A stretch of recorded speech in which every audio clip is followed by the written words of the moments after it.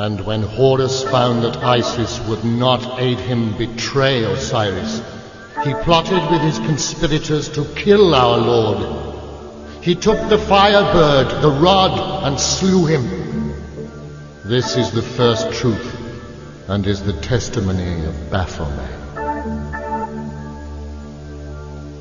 And a great cry went up to heaven when it was learned that our Lord was dead and would not walk in the garden again. Then brother fell on brother and fought like beasts and slew those they most loved. Even their wives and children were not spared the sword. Much blood was spilt to his name, and the suffering was terrible. So great was the love they had for Osiris. This is the last part of Genesis, the history of the people of Isis, the Nephilim, and the secret remains that men have kept the identity of the goddess hidden, though her signs are everywhere if you have eyes to see them. Here ends the first garden, though this paradise shall come again, for the world goes on forever.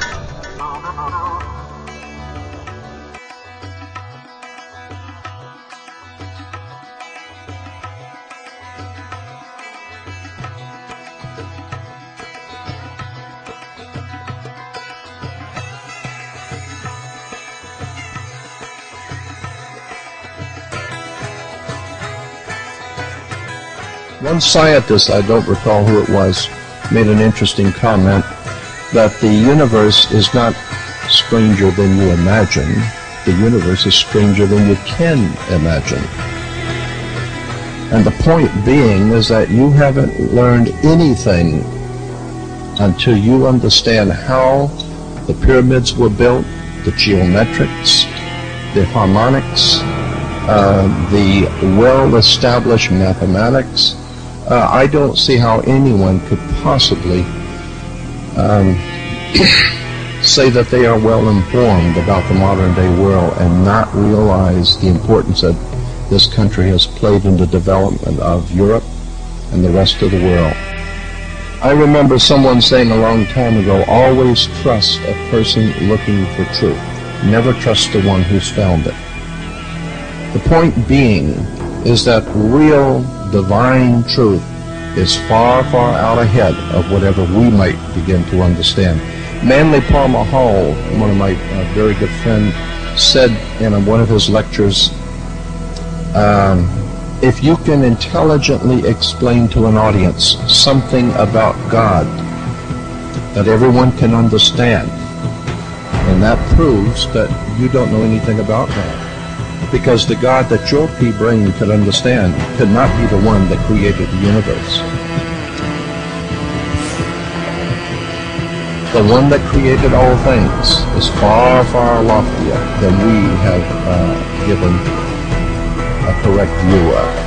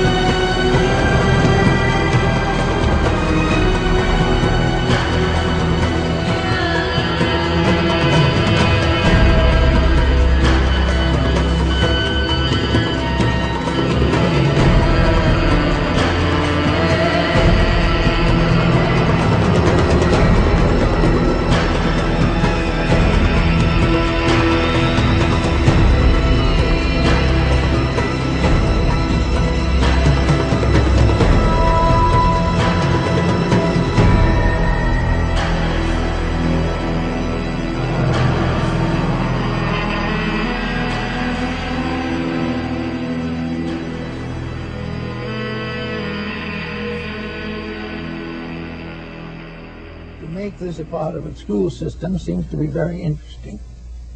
Now, I go back to Egypt, a very colorful country, for certain principles to discuss. In Egypt, the Egyptian was not born a citizen. This is interesting.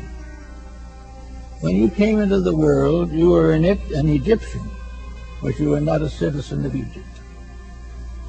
You might have been born on the steps of the pyramid, but you were still not a citizen. This was because it was deemed that citizenship, mature participation in the labors of the state, required dedication, enlightenment, consecration, and, if necessary, self-sacrifice. Now, children in Egypt, up to around 15, 16 years old, wore a child lock of hair. It kind of hung down over the left eye and down onto the shoulder, a thin lock of hair. And this was called the child lock. And as long as that lock of hair was there, that person was not responsible for knowledge which he did not possess. He could not be blamed for mistakes that he did not know better than to make. But there came a ceremony finally, and in the presence of all concerned, the priests of Thebes and Luxor and Memphis gathered together those who were aspirants to become citizens of Egypt. And they had a great ceremony and convoked the gods and made these young people accept the responsibility of Egyptian citizenship.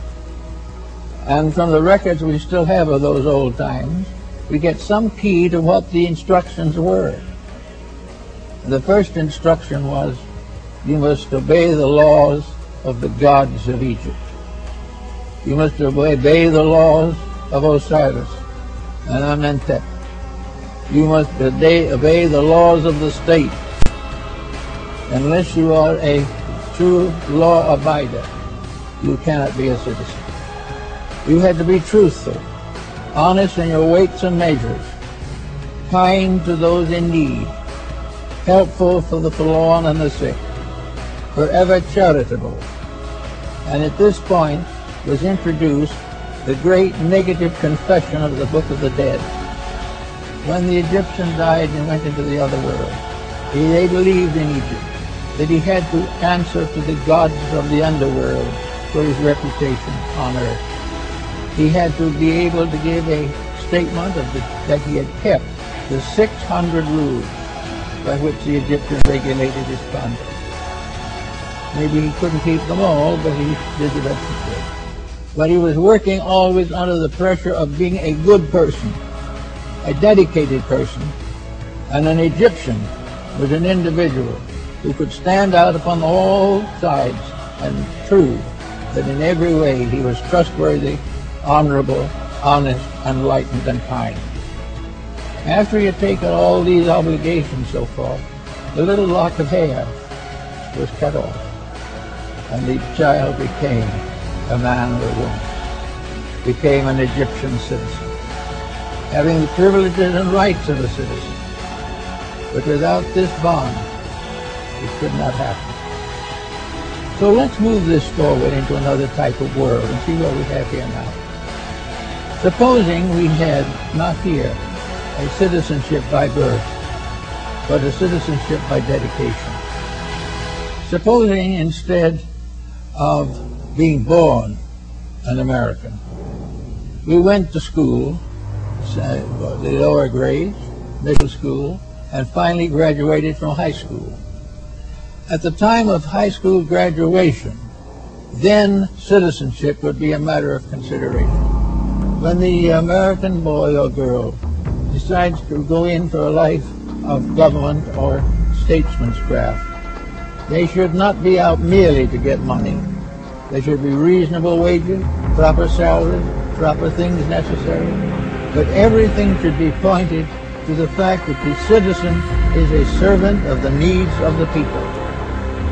Now, if we began producing people who at the age of 14 or 15 decided they wanted to be Americans,